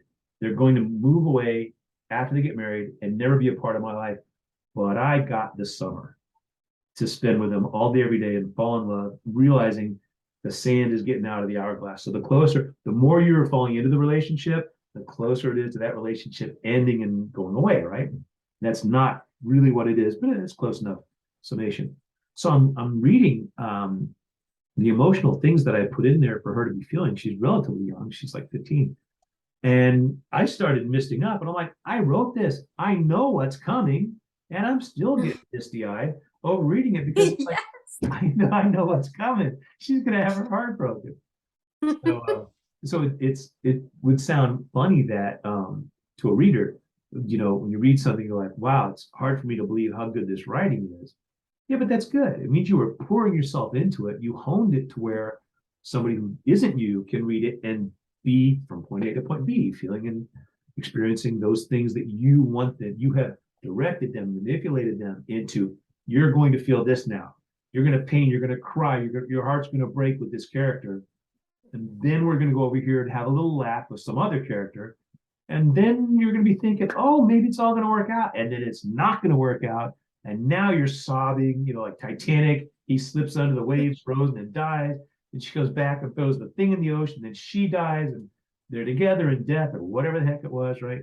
And you're loving it, and you're hating it, and you're crying, and you're so happy. And that's awesome. That's like an orchestra. It's all working. Yeah. But it usually requires you got to open up in here, open up your heart and your emotions and lay it out there, which from talking to you, it doesn't seem like you actually have a problem with that, but most writers do. And it's one thing to really think of an emotional scene, then it's you've got to capture it so that the reader will be emotional at that point, right? And so then when you come back to it later, you're like, wow, that's really good. It sounds like, oh, you're just so full of yourself. It's like, no, I was brave there that day. I really laid it out, or whatever it was, right? I was feeling it, or I knew I was in the zone. For me, it's usually, it sounds weird to attach the word brave to it, but that's what it is. Most for real. I'm actually terrible with my emotions. I try to be more open, and I try to answer honestly as much as I can as practice, but it's definitely difficult. It's kind of scary. You put it out there, somebody else could read it and say, what crap? And that's your emotions you were trying to paint there. Somebody else reads it and says, my gosh, this touched me in my soul. And you're like, oh, yeah, that was what I was supposed to do. I did it. Yeah, good for me, right? But you don't know. At the time you're doing it, you don't know how it's going to be received. And only in hindsight, if it's well received, do you get to bask in that glow, do a little of this, because it can just as easily go the other way. You thought you were in sync with the world, and you were in sync with you, but you were not in sync with the world, and they don't get it. And then there's all that time and effort and everything that goes into it. It doesn't kind of pan out. But that's not usually the case. My experience has been if somebody opens up and puts the emotion there and captures it, then comes back and hones it, so the reader will end up at that place too. I think that kind of honesty and openness works. And I think readers might not always be able to explain why it works, but the feedback you get is that it did work, and that's all that matters. And the magician doesn't have to give away the secret. You just make the rabbit come out of the hat and everybody's happy, right? So much goes into it. Yeah. And every single character, you have to tell their truth. You have to be honest to them. Yeah, somebody said treat all your secondary characters like they think the story's about them. Yes. That is such a great mindset to have when you're crafting, because a lot of times we need a person to be here saying this so our main character can go on about their journey kind of thing. It's like pop up, exchange, move on. And it's like, if you were to take it and say, that person thinks this story is all about them, it gives you so much more tools to work with and so much more range and, paint on the palette and all that. Everybody's their own main character. What did you think was the easiest thing, and what did you think was the hardest thing about writing your most recent work, the Western?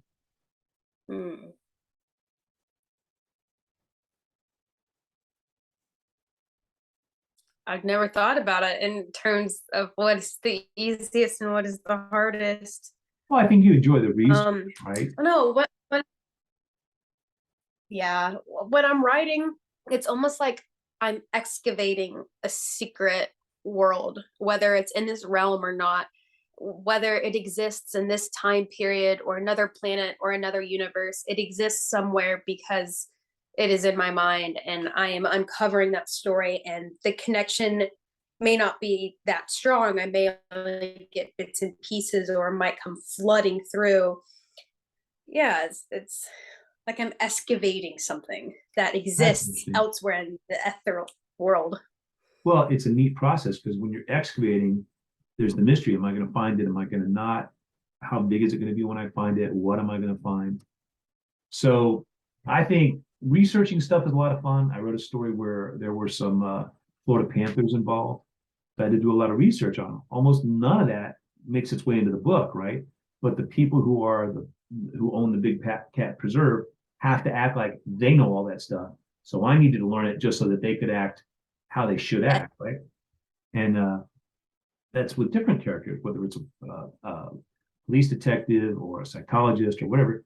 You have to jump down the rabbit hole a few times and just learn, how do they talk? How do they conduct themselves? You know, how do these sessions go, kind of thing. So it's a lot of fun to do that research. It's fun to learn the stuff. And then you have to figure out, how much of this am I going to bring to the book, which maybe a lot of times is not very much, but it's got to be portrayed properly, the little bit that you bring. Or a doctor, same deal, right? You don't have to go to medical school, but you got to make sure the drugs you're calling out in the emergency heart attack thing are the right ones. And then maybe good beta readers to help you out with that. So what is the part of the writing process that you enjoy the most about the process? What part of the process do you like the best? The process I enjoy the most is that first draft where you're just typing really fast and you can't stay away from your computer and nothing can distract you. You have to put it out. And then the hardest part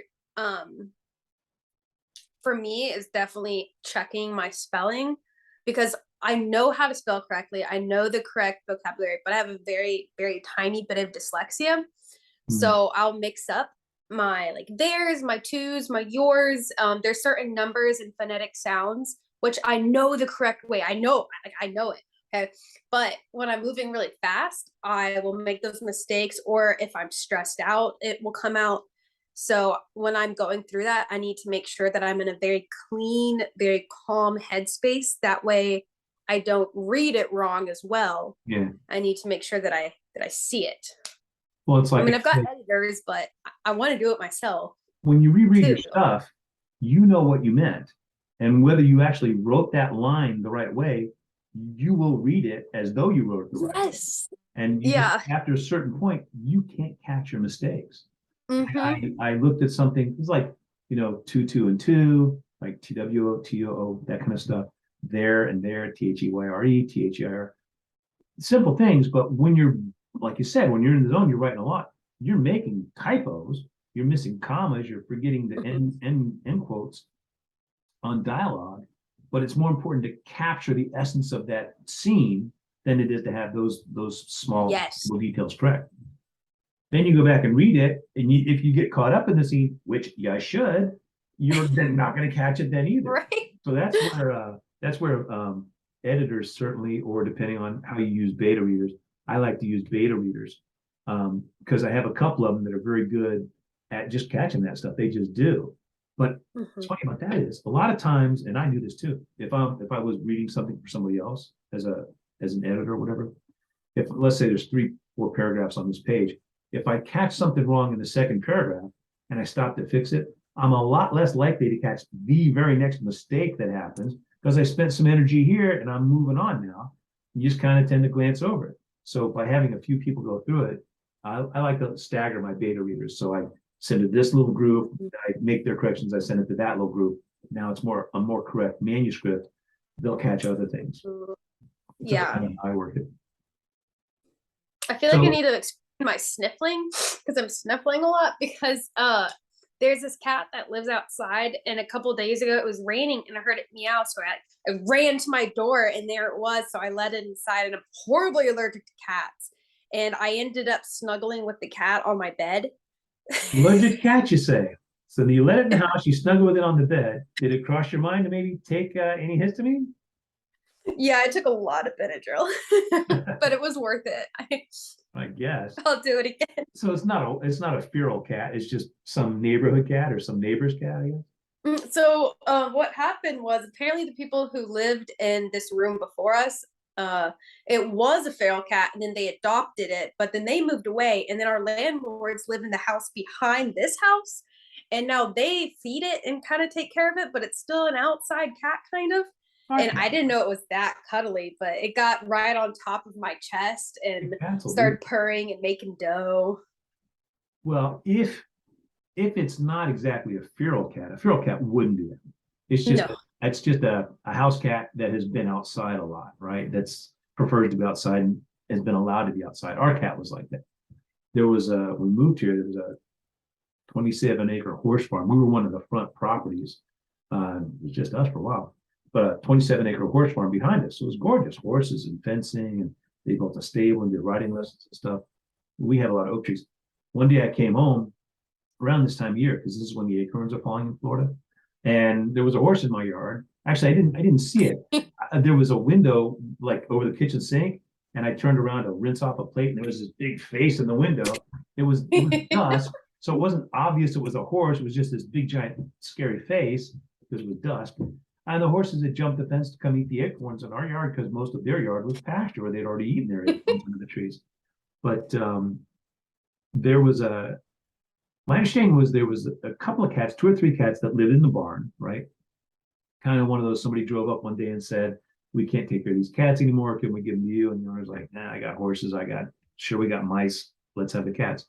So one meanders over to my house in the dead winter. Probably my guess is around October 31st, seems like, but it was cold. And sitting at the back door, a little tiny guy, but maybe not quite a year old, right? But doing the meow and the big eyes and all that. And we're like, I'm allergic to cats and I don't want a cat. But eventually we go from that night where I'm like, you're not coming in this house, don't even think about it. I'll put a bowl of water out here and until you figure out where you live because it's not here. We go from that to let them come in the garage, to put a little cat door where you can come in from the garage into the house. And then it was just he'd come and go every once. A couple months later, he's sleeping on my pillow. And there would be times where if it was cold, he would come in bed and curl up at your feet and he'd purr. And then there's nothing better than a nice warm cat purring away. They purr loud. They're like they're loving life. It's like, this is the place to be. But he would also claw up the weather stripping around that he wanted to be out. So we were smart eventually to install little cat doors so he could get out. But that was only after he did like $20,000 worth of damage to all the weather stripping and every corner of the couch and the carpet. And yeah, so he lived like 12 years with us and then passed away of old age, right? Outdoor cat, 12 years. If you're 99% outdoors, well, let's say 90. He came in to eat, say hi, and he'd be back outside. But on cold days or really rainy days, or when we had a hurricane, he was happy to be inside. But they're cool. But they're a cat. They're doing their thing. It's like as soon as you stop feeding them, it's like, what? I don't get fed around here anymore? Screw you. The next house has better treats anyway, and off they go. But it's a nice feeling, isn't it, when they're doing that purring and Did you ever figure out a name? Does it have a name? You find out its name? I think the landlords called the cat Kitty. That's what we called I our think. like a good generic name, Kitty. Here, Kitty. What's your cat's name? Kitty. Oh, how cute. What do you call your dog? Dog. All right. So, well, what got you into TikTok? That's how I found out about you. How long have you been on there, and what got you into it? I've been on there for, I want to say a few months, maybe a little bit more than that, maybe Not very long. 4, 5. I forgot who told me about it, but somebody told me that was the way to promote your book, that without it you're not going to sell anything or something. So I was like, well, I guess so. But then it ended up being so much more than that. I found a community. I found people that relate to the same struggles I've been through, and things that I felt really alone on, I feel now one of thousands. And it's a really good feeling, like I'm normal, like it's okay, it's not some freak thing that happened. Like a lot of people are out there, and it's been nice finding that community. That is one cool thing about social media, because the same not website, but the same service, what it is, can connect you with people around the world. And you might be one in a million, but guess what? Then there's millions just like you on the planet. Way for them to connect quickly and easily and inexpensively. But it's also, TikTok specifically, very addictive, a lot of fun. I find myself spending an hour just flipping through interesting little videos that are all very short. And hours. It's cool for authors too, because it teaches you, look how quick this 15-second video got my attention, entertained me, and I was on to the next one, but it left an impression I can tell people about. What a great skill to incorporate, right? To get the attention of somebody quickly as a reader. I never thought of it that way. You're so right. It's plus there's sheer entertainment value. I sit here because you got to remember. No, I shouldn't tell you this. I'm gonna depress you. our books have to compete with every other form of entertainment that's out there.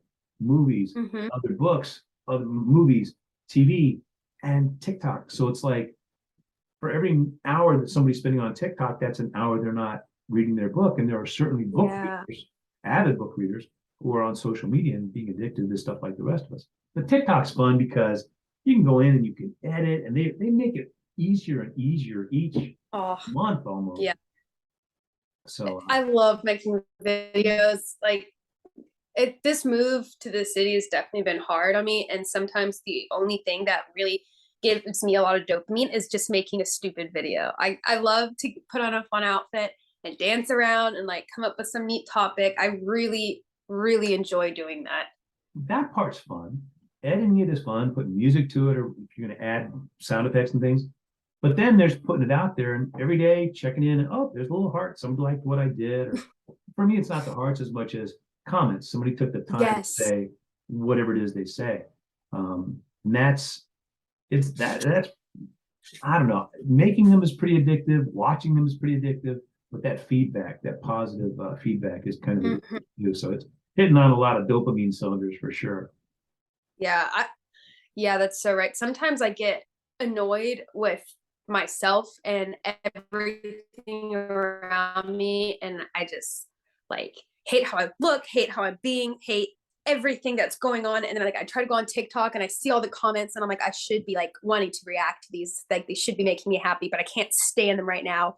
I need to just turn my phone off and just like sit here and like be annoyed and not be on social media, not look at comments or likes. I don't know. I'm like, it's been a roller coaster of a month. But there's a mood.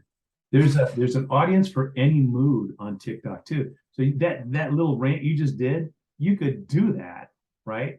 You know, I'm supposed to be working on my book, but I'm thinking about this. I'm angry, whatever you said, and it's like that would probably go freaking viral because other people would use the sound and say, and then they're sitting at their job or their partner or their whatever, right, waiting at McDonald's for the drive-through, and it's like, the little rage element. But yours is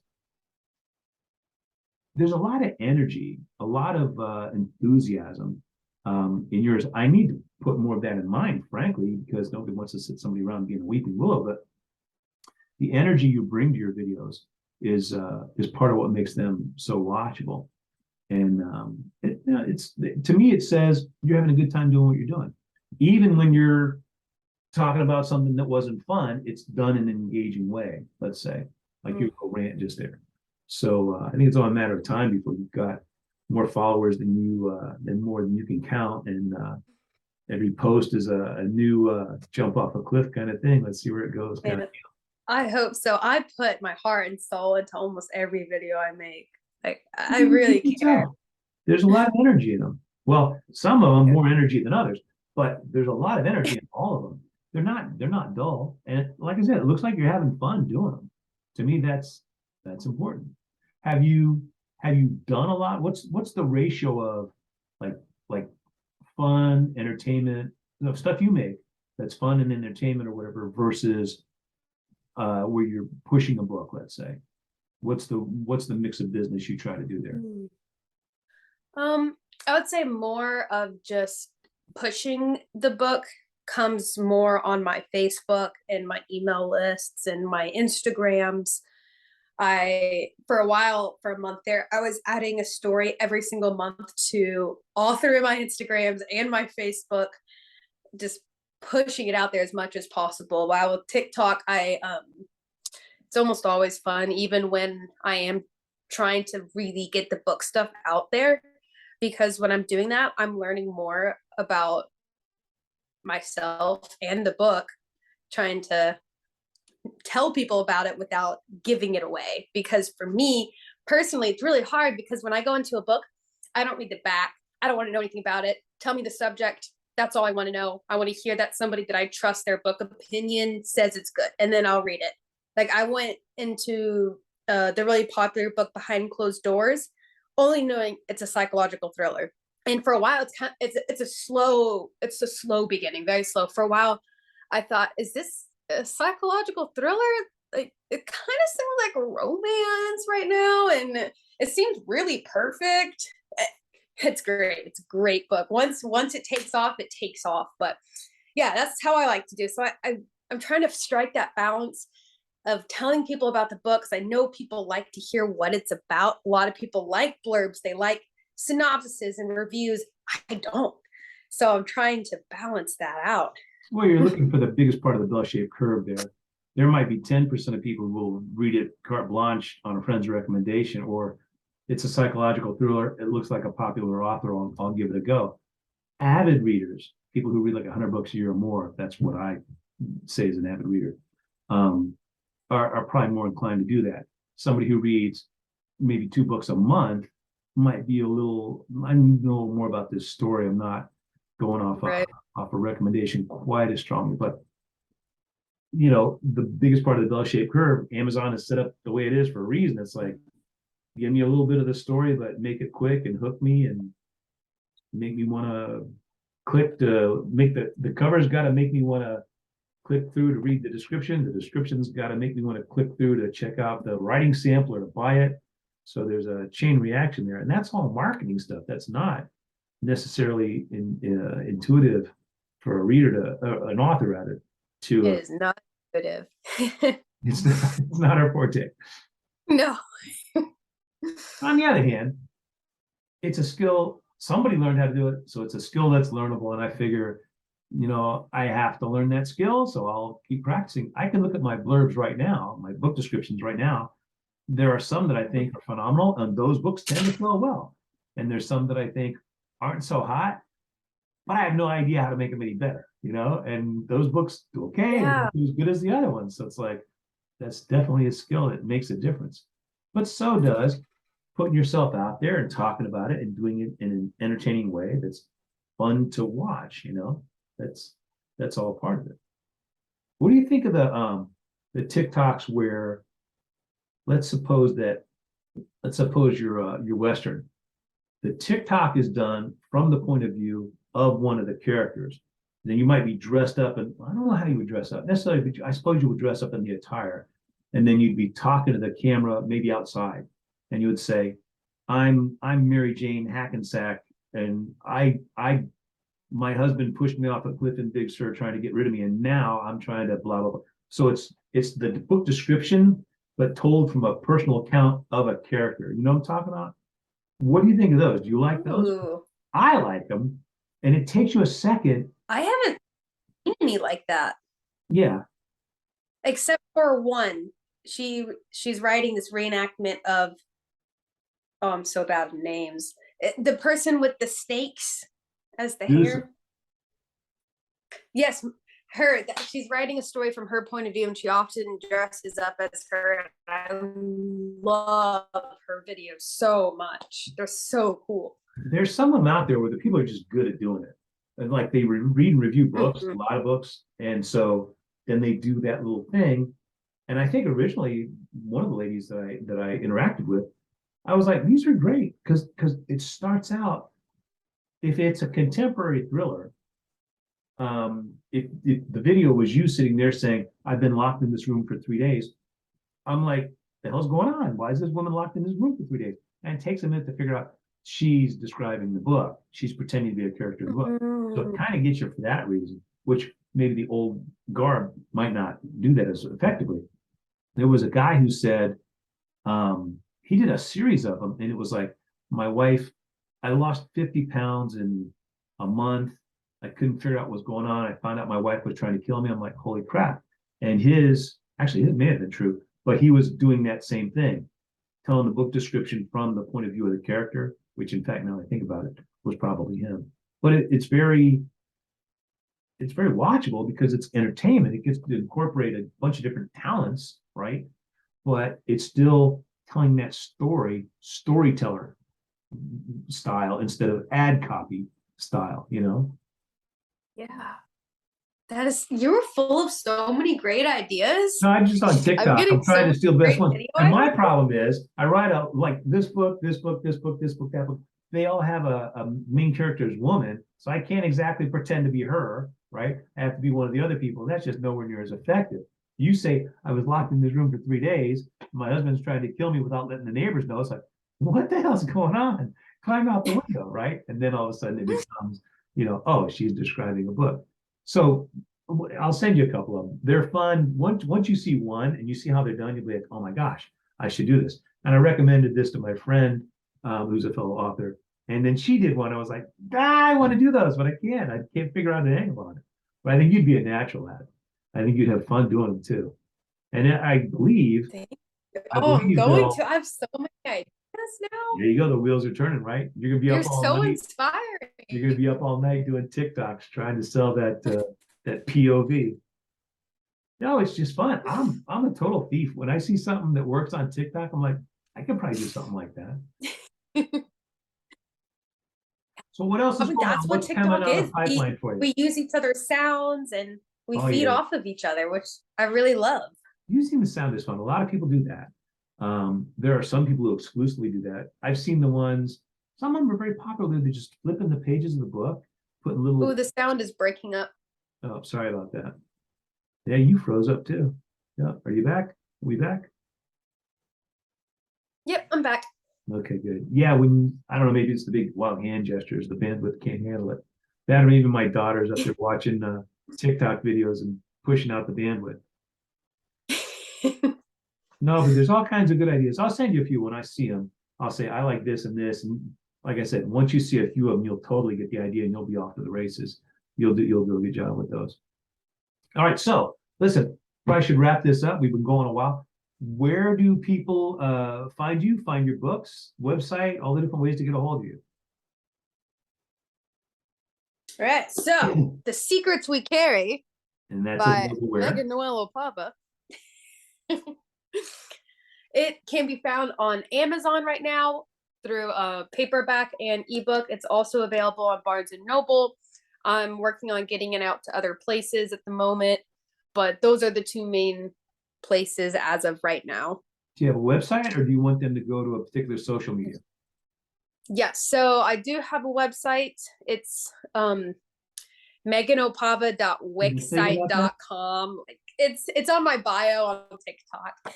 Well, that's right. What we'll do is I think we've exchanged emails. Email me all your social media and the links, and I'll put those in the show notes afterwards. So when people are trying to find, we talk about Amazon, everybody can go to Amazon. It's all on everybody's phone in the world. But if they want to know more and they want to see your TikToks and all that, it's just easier to have the link, and they can just click it and follow it right through, and we'll do it that way. And I'll put in some of your bio. And do we get to see ever a picture of the big blueberry van? Do you still have that? Yes. Let's see. I think I have some on my Instagram. It's mostly just me taking like pretty pictures. I really like feeling like a fairy out in the woods sometimes. But I know there's some pictures of the van on there. I can send you one, but I don't know where you'd be able to put it. No, it'll be something for people to go check out. I just want to know where I go to check it out, because you talked about it in your bio, and it's like, well, we got to see this thing. Is it on your Facebook page? Do you have yes, a personal it is Facebook? on my Facebook. Is it your personal Facebook, or do you have a Facebook author page? It's I do have an author page. The van isn't on there, but the van should be my wallpaper on my private Facebook account, so that would be public. The private, okay. All right. Well, listen, it was great getting to know you. Time flew by, so I think we were having a good time. I would love to do it again sometime when your book's a little closer to coming out, or if you want to just come back in a couple months and let us know how everything's going. I would absolutely love that. In the meantime, we'll see you on TikTok and around the other social media stuff. Cool. Thank you so much for having me. It's been such a pleasure.